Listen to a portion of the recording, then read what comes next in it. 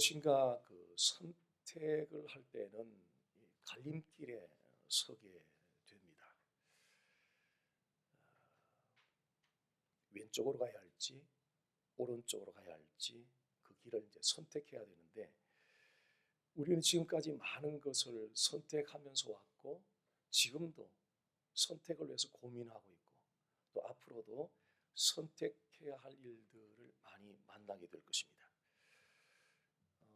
어느 회사에서 일해야 할지, 또 누구를 만나야 할지, 어느 지역에서 살아야 할지 등등 이 선택해야 할 일들이 그동안에 참 많았고 지금도 또 고민하고 있고 앞으로도 선택할 일들이 많은데, 그렇다면 그 선택할 때 어떤 기준으로 선택을 해왔는가 하는 것입니다. 어떤 기준으로 그런 선택들을 해오셨는가 하는 겁니다. 기독교의 관점에서 보면 그 선택의 기준을 두 가지로 좀 함축할 수 있을 것 같은데요. 믿음의 기준 하나하고 인간적인 기준 하나, 이 두 가지로 좀 함축할 수 있을 것 같습니다. 어떤 사람들은 그 믿음의 기준을 따라 별 고민 없이 너무나 자연스럽게 선택하는 사람들도 드물지만 있는 것 같습니다. 그런데 다수의 사람들은 믿음의 기준과 인간적인 기준을 왔다 갔다 하면서 고민하는 시간을 보내고 있습니다. 그렇다면 우리를 향한 하나님의 메시지는 무엇일까? 우리는 어떤 선택에 앞서서 믿음의 기준과 인간적인 기준 사이를 오고 가고 하면서 밤을 지새기도 하고 고민하면서 시간을 보내는데, 그렇다면 그 하나님은 무엇을 원하실까 하는 것 좀 생각해 보고 싶은 거죠. 하나님이 요구하시고 원하시는 것은 믿음의 기준을 따라 우리가 선택하기를 원한다는 겁니다. 자, 그렇다면 믿음의 기준이란 무엇인가를 우리가 좀 이해를 해야 될 것 같은데요. 오늘 이 말씀을 통해서 우리가 선택을 하면서 하나님이 요구하시는 것은 믿음으로 선택하는 것인데, 그 믿음으로 선택하는, 그 믿음의 기준으로 선택하는 그 믿음의 기준이라는 것이 과연 어떤 것인지 오늘 말씀을 통해서 한번 살펴보도록 하겠습니다. 이스라엘 백성들이 애굽에서 종살이를 하는 동안에 그 인구가 그냥 증폭을 했습니다.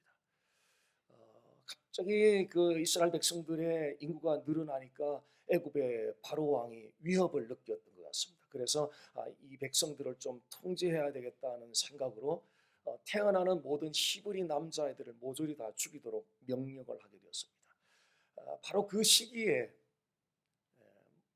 모세가 출생을 하게 되는데, 이 모세의 부모는 특히 어머니 요게벳은 그 모세를 왕의 명령을 어기고 석 달간 숨기다가 더 이상 숨길 수가 없게 되어서 갈대 상자에 아기 모세를 담아서 나일강과 갈대 사이에 두게 되었습니다.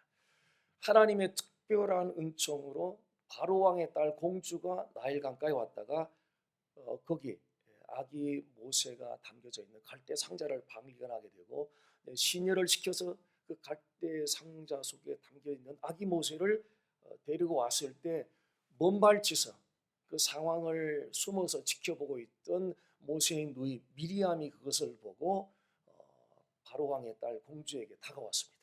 그러니까 이 어린 아기를 이제 모유를 먹여야 되니까 이런 이제 제안을 합니다. 히브리 유모로 하여금 이 아기에게 좀 이렇게 젖을 먹이면 어떻겠습니까? 제의를 하게 됩니다. 그래서 이 공주가 그 제의를 받아들여서 그렇게 하라고 이제 허락을 하게 됐고, 이 모세의 누이 미리암은 그 모세를 그 젖을 먹일 그 유모로 다른 사람이 아닌 모세의 어머니 요게벳을 유모로 소개를 해서 그때부터 이제 모세의 어머니 요게벳이 애굽의 왕궁 안에 같이 들어가서 신앙 교육을 하게 되었습니다. 그러니까 모세는 애굽의 왕궁에서 당대 최고의 나라에서 최고의 교육을 받았고 동시에 어머니 요게벳으로부터 철저한 신앙 교육도 받았던 그런 인물이었습니다. 어머니 요게벳과 모세가 선택하는 그 과정을 통해서 우리에게 어떻게 선택을 해야 할 것인지, 선택의 기로에 섰을 때 우리 어떻게 선택해야 할 것인지를 보여주는 좋은 길잡이가 되고 있는 것 같습니다. 먼저 우리에게 보여주는 것은 하나님을 두려워하는 마음입니다. 선택을 위한 믿음의 기준 첫 번째는 하나님을 두려워하는 것입니다. 23절 말씀을 다시 좀 보겠습니다. 믿음으로 모세가 났을 때에 그 부모가 아름다운 아이임을 보고 석 달 동안 숨겨 왕의 명령을 무서워하지 아니하였으며, 그러니까 모세가 태어났을 때 이 부모는 그 갓난아기를 보면서 아름다운 아이라는 것을 인식을 했는데, 이 부분에 대해서 주석가 모리스 박사는 이렇게 해석을 했습니다. 하나님이 이 모세를 통해서 이스라엘 민족을 구원할 것이라고 하는 것을 예견했다. 그렇게 이제 모리스 박사가 해석을 했습니다. 자, 이 해석에 의하면 애굽의 왕이 분명히 히브리 남자아이가 태어나 모조리 다 죽이라는 명령을 내렸는데, 그 명령을 어기면서까지 아기 모세를 숨기게 되었던 그 배경을 어느 정도 우리가 이해를 할 수 있을 것 같습니다. 하나님이 이 아기 모세를 통하여 이스라엘 민족을 구원하리라고 하는 그 하나님이 행하실 일을 알고 있었기 때문에, 믿고 있었기 때문에 바로 왕의 명령이 있었지만 그 명령을 거절하고 명령을 거스르고 아기 모세를 숨길 수 있었던 것입니다. 자, 이 과정에서 특별히 부모 중에서도 어머니 요게벳의 신앙을 우리가 엿볼 수 있는데, 그것은 하나님을 두려워하는 신앙을 가지고 있었다. 그 하나님을 두려워하는 그 마음이 당대 최강대국의 왕의 명령까지도 거절할 만큼의 진정으로 하나님을 두려워했던 인물, 요게벳이었습니다. 하나님을 두려워하는데 두 가지 방면이 있는데요. 첫 번째는 하나님의 심판에 대한 두려움입니다. 어떤 분이 교회를 쭉 잘 다니시던 분인데 한 어떤 일을 계기로 6개월가량 예배를 드리지 않았어요. 하나님을 예배드리는 삶을 살지를 못했어요. 어느 주일날 교회에 와서 예배 끝나고 나서 저에게 이런 말을 해요. 목사님, 지난 몇 달 동안 하나님 예배를 드리지 않고 살았는데 하나님이 저한테 벌레릴까 봐 무서워서 나왔어요. 그 하나님이 무서워서 오늘 예배 드리러 나와서 그런 말을 하는 거예요. 그러니까 사람들이 하나님을 두렵다라고 말할 때는 그 하나님의 심판에 대한 두려움을 말하는 측면이 있습니다. 또 한 측면이 있는데요. 하나님을 두려워한다 할 때 또 한 측면은 그 하나님이 어떤 분이신가를 알게 될 때 그분께 보내는 최고의 존경, 그러니까 최고의 존경이 마음에서 우러나오면서 나오는 경건한 두려움. 지금 요게벳은 바로 이 두려움을 가지고 있었습니다. 하나님을 향한 최고의 존경에서 나오는 경건의 두려움은 하나님이 누구신지를 알 때 비로소 그분을 향해서 최고의 존경을 드리면서 경건한 두려운 마음을 가질 수 있습니다. 독생자 예수를 나 같은 죄인을 위하여 십자가의 통째로 내어주면서 자신의 외아들을 통째로 희생시키면서까지 나 같은 죄인을 구원코자 하는 그 하나님의 사랑을 깨닫게 될 때 그분께 최고의 존경을 올려드리면서 경건한 두려움이 생기기 시작합니다.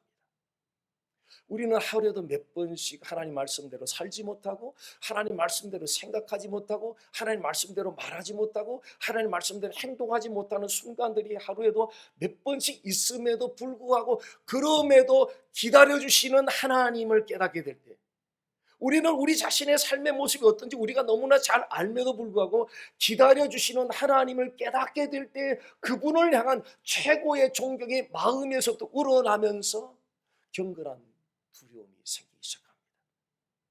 지쳐갈 때에 어디 한 것도 실만한 것을 발견하지 못할 때 주 예수 그리스도 안에서 그분이 주시는 안식과 쉼을 누리게 될 때 그분을 향한 최고의 존경이 나오면서 경건한 두려움을 가지게 됩니다. 우리가 두 갈래 길에 서 있다고 한번 가정해 보겠습니다. 그렇다면 선택을 할 때 그 믿음의 기준이 하나님을 두려워하는 마음인데, 이것을 우리가 실제로 우리 삶에 어떻게 적용을 해야 할까? 어떤 선택을 해야 되는 기로에서 왼쪽으로 가야 할지 오른쪽으로 가야 할지 선택은 해야 되는데, 그 믿음의 기준이 첫 번째 요괴벳을 통하여 보여주는 그 믿음의 기준이 하나님을 두려워하는 것인데, 그 하나님을 두려워한다는 게 조금은 추상적이잖아요. 좀 두루뭉실하거든요. 실제 케이스를 어떻게 드라이브 할 것인지를 생각할 때 이걸 도대체 어떻게 적용을 시켜야 될까, 이걸 한참 묵상하는 가운데 이런 생각이 들었습니다. 굉장히 존경하는 누군가가 있으면 굉장히 조심스러워져요. 행여나 그 존경하는 대상자분에게 실망을 끼쳐드릴까 봐, 실망시킬까 봐 굉장히 조심해요. 묵상 가운데 이런 마음이 아닐까, 하나님을 두려워하는 마음으로 믿음의 기준으로 선택한다는 것이, 내가 이 선택을 해서 하나님을 혹시 실망시켜 드리지는 않을까? 하나님을 실망시켜 드리지 않는 그 길이 믿음의 기준으로 선택하는 것이고 하나님이 원하시는 선택이 되겠다 하는 것입니다. 자, 선택을 위한 믿음의 기준 두 번째를 볼 텐데요. 이 셀프 디나이얼, 자기를 부인하는 것입니다. 자, 히브리서 11장 24절 25절 말씀 잠깐 보겠습니다. 믿음으로 모세는 장성하여 바로의 공주의 아들이라 칭함받기를 거절하고 도리어 하나님의 백성과 함께 고난받기를 잠시 죄악의 낙을 누리는 것보다 더 좋아하고, 이 말씀은 출애굽기 2장의 백그라운드입니다. 출애굽기 2장을 배경으로 한 말씀인데요. 이 당시에 모세가 한 40살 정도 됐을 때 장성했죠. 어느 날 왕궁에서 나가서 동족 히브리 민족들이 노동하는 현장을 찾아갔던 것 같습니다. 그 이제 노동한 현장을 이제 찾아가서 한 사건을 이제 겪게 되는데, 그 사건은 애굽 사람이 자기 동족인 히브리 사람을 때리는 것을 보고 모세가 참지 못하고 그 애굽 사람을 쳐 죽여서 모래 속에 감추게 되는 이런 사건이 일어나게 되었습니다.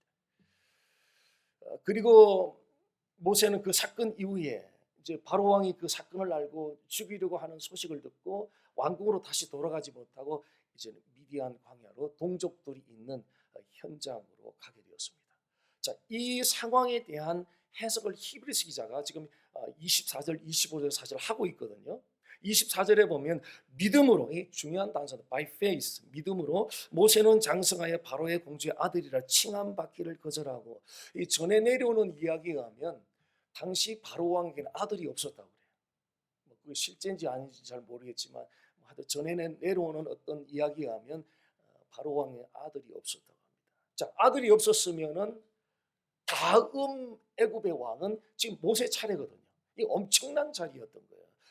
자, 그리고 아들이 있어서 자기가 왕이 되지 않는다 하더라도 왕가의 그 측근에 있기 때문에 이 누릴 권세는 엄청난 것이었거든요.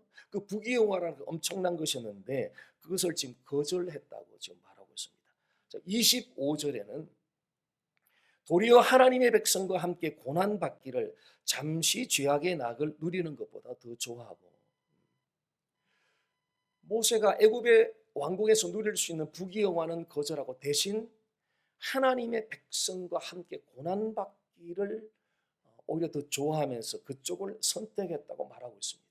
그러니까 애굽의 왕궁에서 누릴 수 있는 모든 부귀영화, 그것에 대해서 히브리서 기자는 잠시 죄악의 낙을 누리는 것이다 라고 그렇게 해석을 하고 있습니다.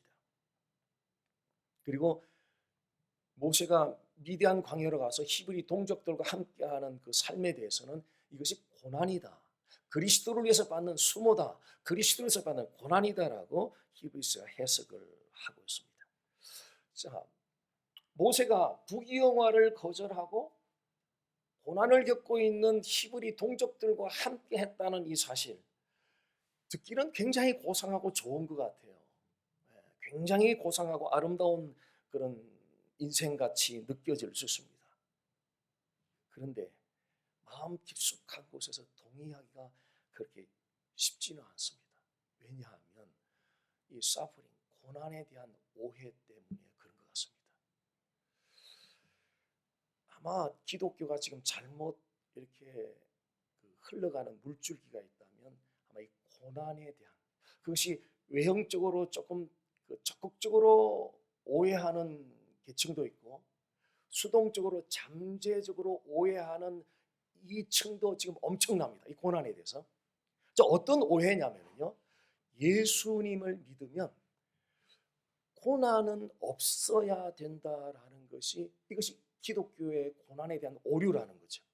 그리고 어떤 고난이 왔을 때 고난이 빨리 떠나가 주기를 위해서는 우리가 많은 시간을 할애해서 기도를 하지만 그 고난을, 하나님 이 고난을 좀 억셉트할 수 있는 믿음을 주옵소서. 그리고 이 고난이 지나가는 동안에 하나님이 원하는 대로 성실하게 이 고난을 잘 인내하면서 지나갈 수 있도록 도와주옵소서. 저를 붙잡아 주옵소서. 지탱할 수, 서스테인할 수 있는 파워를 주옵소서. 이 기도를 듣기는 그렇게 쉽지는 않은 것 같습니다. 이것이 바로 기독교 고난에 대한 사람들의 오해입니다. 자, 그렇다면 이 고난에 대한 예수님의 입장은 어떠냐는 거죠. 중요한 건 그분의 생각이거든요. 그분의 생각이 어떠냐는 거예요. 그분의 생각은 누구든지 나를 따라오려거든 자기를 디나이하고 자기를 부인하고 따라오라는 거예요. 여기 자기는 우리의 옛사람 자, 올드 셀프를 지금 가리킵니다. 이 올드 셀프는 죄로 오염된 그런 상태입니다. 그래서 하나님이 요구하는 마음과 뜻과 목숨과 힘을 다하여 하나님을 사랑하도록 우리는 그렇게 디자인이 되었는데, 이 올드 셀프 자아 안에 죄가 들어와서 오염시킴으로 우리 안에 솟아나는 것은 욕망이 솟아나는 거죠. 하나님을 우선적으로 사랑하기보다는 나의 욕구를 더 사랑하고 나 자신을 더 사랑하는 쪽으로 계속 치닫고자 한다는 거죠. 그래서 하나님과 자아가 계속 충돌을 일으키는 이런 상황이 계속 진행이 된다 하는 것입니다. 이것이 이제 고통스러운 거죠. 이게 고통스러운 거예요. 하나님은 이쪽을 원하는데 우리의 자아는 저쪽을 자꾸 가려고 하니까 이 두 기류 사이에 충돌이 일어나면서 이게 힘든 거예요. 그래서 그리스도인의 고난 중에 가장 큰 고난은 우리 신체적인 데미지가 찾아온 것도 아니고요, 어떤 경제적인 데미지를 입은 것도 아니고요, 다른 것도 아닌 가장 큰 고난은 셀프 디나이얼 하는 거예요. 자기 자신을 부인하는 게 가장 힘든 일이고 가장 고통스러운 일이에요. 그래서 예수님 믿니? 만약에 예수님이 나 따라오고 싶어? 진짜 따라오고 싶으면 first step 내디뎌봐. 이 first step은 deny yourself. 너 자신을 부인하는 것. 이것이 기독교의 길이야라고 예수님이 말씀. 다시 말하면 이건 고난이야. 나 따라올래? 나 따라오면 이 고난이야, 고난. 그래서 예수님은 이 고난에 대해서 그리스도인들이 걸어가는 너무나 정상적인 과정이라는 걸 보여주셨고요. 자기 부인을 어떻게 할 것인지에 대해서 잘 가이드해 주는 대표적인 말씀이 갈라디아서 2장 20절 말씀인데요. 내가 그리스도와 함께 십자가에 못 박혔나니 그런즉 이제는 내가 산 것이 아니요 오직 내 안에 그리스도께서 사신 것이다. 두 가지인데요. 죽음과 주인의 문제예요. 그러니까 우리 자신을 디나이하기, 거부하기 위해서는 우리가 무엇인가를 행하기 전에, 이거는 불교에서 흔히 하는 일이잖아요. 수행하기 위해서 막 도를 닦고 자기 금욕 생활하면서 고행을 하는 거잖아요.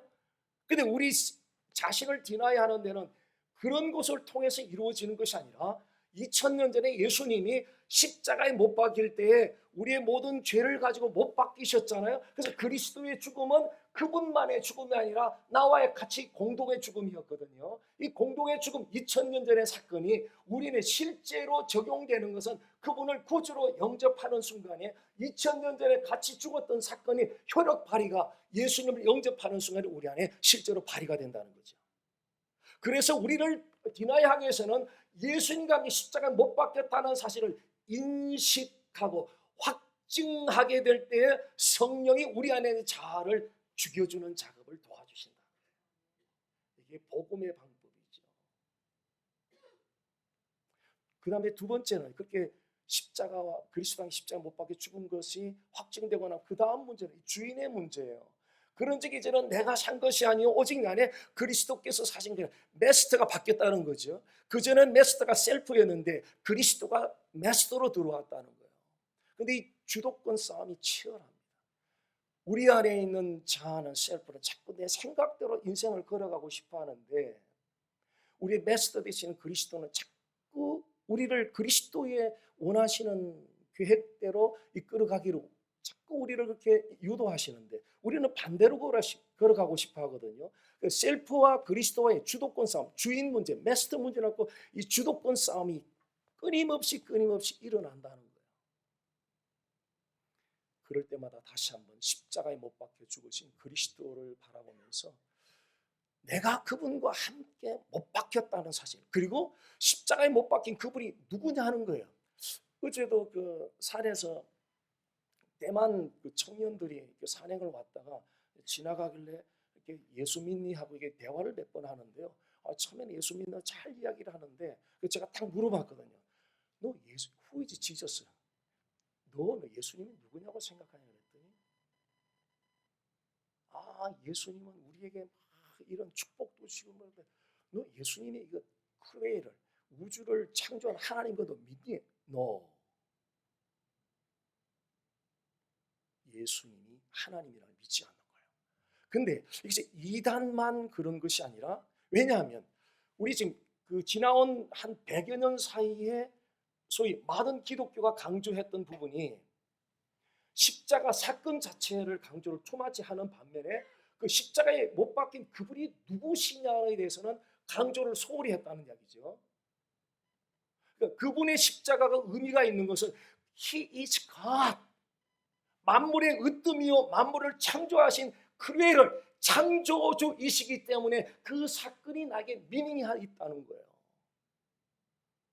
그래서 주도권 문제가 늘 내 안에서 일어날 때마다 자꾸 2000년 전에 일어났던 십자가 사건을 바라보면서 내가 그와 함께 죽었다는 사실, 죽었기 때문에 메시아가 바뀌었다는 사실을 우리가 확인하면 성령께서 그 갈등을 잠재우고 그리스도를 우리 삶의 주인의 자리로 다시 세워주는 은혜를 베풀어 주실 것입니다.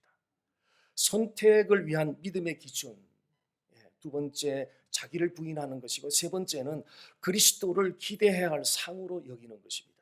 자, 26절 말씀 보면요, 그리스도를 위하여 받는 수모를 애굽의 모든 보화보다 더 큰 재물로 여겼으니 이는 상 주심을 바라봄이라. 그러니까 모세는 그리스도를 위해서 받는 수모를 애굽의 모든 보화보다 더 큰 재물로 여겼다는, 이 그 큰 재물이라고 하면 더 소중하게 여겼다 그런 뜻이에요. 더 소중하게 여겼다. 애굽의 모든 보화는 세상이 줄 수 있는 모든 좋은 것들을 상징적으로 지금 나타내주고 있고요. 그리스도를 위해서 받는 그 수모가 소위 우리가 말하는 고난의 삶이거든요. 이게 고난의 삶인데, 이 저울에 한번 이렇게 저울이 있다면, 저울이 올린다면 한쪽은 세상이 줄 수 있는 제공하는 모든 좋은 것들을 올려놓고 한쪽에는 그리스도와 함께 받는 고난을 올려놓는다면, 자, 히브리서 저자가 해석하고 있는 모세의 라이프를 봤을 때 저울이 어느 쪽으로 기울느냐면요, 그리스도를 위해 고난받는 사람의 무게가 더 많이 나가는 거예요. 세상이 주는 온갖 좋은 것들은 너무 가벼운 거예요. 그리스도에 받는 고난의 무게를, 가치를 생각하니까 이게 훨씬 더 가치가 훨씬 더 무겁다는 거예요. 히브리서가 그 해석을 지금 하고 있대요. 누가? 모세가 그 믿음의 삶을 살아갔다는 거죠. 근데 일반 상식으로는 참 이해하기 어렵죠. 뭐 한다고 그렇게 어려운 고난의 길을 왜 가? 그 좋은 거 있는데 왜 가? 이해가 안 되는 거죠. 일반 상식에서는. 1956년도에 결혼한 지 27개월 된 휘튼 칼리를 졸업한 28세의 짐 엘리엇이 에콰도르 아오카 부족에게 복음 전하러 갔다가 도착하자마자 무참하게 창에 찔려 죽었거든요. 이거에 대해서 이제 기자가 한 가지 의문을 제기했어요. 어떤 의문을 제기했느냐면, 이게 얼마나 불필요한 낭비냐, 얼마나 불필요한 낭비냐고, 무참하게 복음도 제대로 전하지 못하고 죽고 나니까 그런 의문을 제기했는데, 그 의문에 대해서 엘리자베스 엘리엇 부인이 이런 말을 했어요. 아니, 낭비라니요? 나의 남편의 죽음은 낭비가 아니었습니다. 그는 온 생애를 이것을 위해서 준비했던 사람입니다. 바로 이 시간을 위해서 지금까지 살아온 사람입니다. 그러니까 일반적인 상식으로 접근했던 기자는 이거 뭐 웨스트 중에서도 뭐 완전한 낭비죠. 이거는 완전히 불필요한 낭비고요. 그러나 그리스도와 함께 고난받는 삶을 가장 소중하게 여겼던 엘리자베스 엘리엣의 관점에서는 자신의 남편의 죽음이 영광스러운 죽음이었다고. 영광스러운 죽음이었다고요. 자, 이 모세의 이야기나 엘리자베스 엘리엣의 이야기를 들으면 굉장히 감동이 되고 도전이 되는데요. 근데 이것보다 더 큰 도전이 있어요. 어떤 도전이냐면 이분들이 걸어갔던 이 선택의 길들은 우리도 오늘날 똑같이 적용된다는 측면에서 굉장한 도전을 지금 주고 있습니다. 우리 갈림길에 지금 서 있다고 다시 한번 좀 가정을 해보죠. 모든 선택을 분류하면 딱 두 가지예요. 쉽고 편안한 길이 있고 그리스도와 함께 고난받는 길이 있는데 우리의 셀프는 언제나 편안하고 쉬운 쪽으로 가고 싶어요. 근데 하나님은 그리스도와 함께 고난받는 길을 걸어가기를 요구하십니다. 하나님이 요구하는 그 길을 걸어가기가 정말 어렵다는 거 우리가 너무나 잘 알고 있습니다. 생각으로는 말로는 이렇게 할 수 있지만 실제 케이스가 딱 눈앞에 오면 우리의 그 셀프가 욕망 때문에 그 길을 가지 못하는 경우가 참 많습니다. 자, 그렇다면 하나님이 요구하는 대로 그리스도와 함께 고난받는 그 길을 어떻게 우리가 선택할 수 있을까? 이게 쉽지 않은데요. 자, 그리스도와 함께 고난받는 그 길을 가면 경제적으로 손해볼 수도 있고 건강도 손해볼 수 있고 뭐 손해볼 게 많이 지금 눈에 보일 수 있어요. 그래서 선택하기가 대단히 어려워요. 그럼 어떻게? 하나님은 그 길을 원하는데 현실은 이런 장애물들이 많은 경우 어떻게 하나님이 요구하는 대로 그리스도와 함께 고난받는 그 길을 걸어갈 수 있을까? 26절 마지막 부분 보겠습니다. 이는 상 주심을 바라봄이라. 그 이유입니다. 어떻게 모세가 어떻게 애굽의 모든 보화를 거절하고 그리스도와 함께 고난받는 그 길을 걸어갈 수 있을까? 오늘날 우리가 어떻게 그리스도와 고난받는 그 길을 선택하며 갈 수 있을까? 이유, 상 주심을 바라봅니다. 상 받을 것을 기대했다는 뜻입니다. 그렇다면 그리스도인들이 기대해야 하는 상은 무엇일까요? 자, 이 부분도 고난만큼이나 오해하고 있는 부분 중에 하나예요. 자, 그리스도인들이 기대해야 하는 상은 무엇일까요? 사람들이 보편적으로 기대하는 상은 아마 이런 것인 것 같아요. 물질적으로 좀 많이 축적이 되고 건강이 회복이 되고 또 성공하고 문제들이 해결되고 응답받는, 그러니까 쉽게 말하면 눈에 보이는 것들이에요. 이게 눈에 다 보이는 것들이에요. 그런데 물질도 그렇고 건강도 그렇고 성공도 그렇고 문제 해결도 하나님이 주시는 상의 일부분이면 틀림없어요. 그것도 전부 다 하나님부터 오는 것이기 때문에. 그런데 문제는 여기는 한계가 있다는 거예요. 그리스도와 고난받는 삶을 선택하려고 하면 그 자리로는 물질이나 건강이나 성공이나 문제 해결을 되는 것은 이 자리로 우리를 이끌어주지 못한다는 거예요. 당장 물질에 손해가 오고 건강에 문제가 생기고 어떤 성공에 어떤 문제가 생기고 문제 해결이 되지 않는다면 그리스도를 위해서 고난받는 삶을 덥석 결정하지 못한다는 거예요. 분명히 하나님 주시는 상은 상임에 틀림없지만 그리스도를 위해서 고난받는 삶을 살도록 선택하는 그 길로는 리드해 주지 못한다는 거예요. 그리스도인들이 진짜 기대해야 되는 상이 있어, 상이. 그 상이 크라이스트, The Lord Jesus Christ. 그분이에요. 그분이 우리가 기대할 상이에요. 상. 물질이나 건강이나 성공이나 문제 해결은 다 보여요. 근데 그리스도는 보이지 않아요. 그 사람들이 이해를 못해요. 그리스도가 우리의 상이라 그러니까 눈에 안 보이니까 이해를 못하는 거예요. 예를 하나 드릴게요. 머리와 몸은 밀접한 관계인데요. 반드시 몸은 머리에 통제를 받아요. 컨트롤을 받아요. 그래서 머리에 문제가 생기면 몸이 정상적으로 기능을 해주지 못해요. 그래서 머리와 몸은 함께 가도록 돼 있어요. 이렇게. 그리스도는 교회의 머리이며 그리스도는 모든 성도들의 머리가 되십니다. 성도는 그리스도인들은 그분의 몸인 교회에 연결되어 있는 지체들입니다. 그래서 머리이신 그분과 지체인 우리는 하나로 연결된 한 덩어리예요. 그분의 그리스도의 영광은 곧 나의 영광. 왜? 하나로 연결됐기 때문에. 그리스도의 만족은 내 만족, 그리스도의 기쁨은 내 기쁨. 선택을 하면요, 결과가 좋을 수도 있고 나쁠 수도 있어요. 선택 결과가 좋으냐 나쁘냐가 선택의 기준이 될 수는 없어요.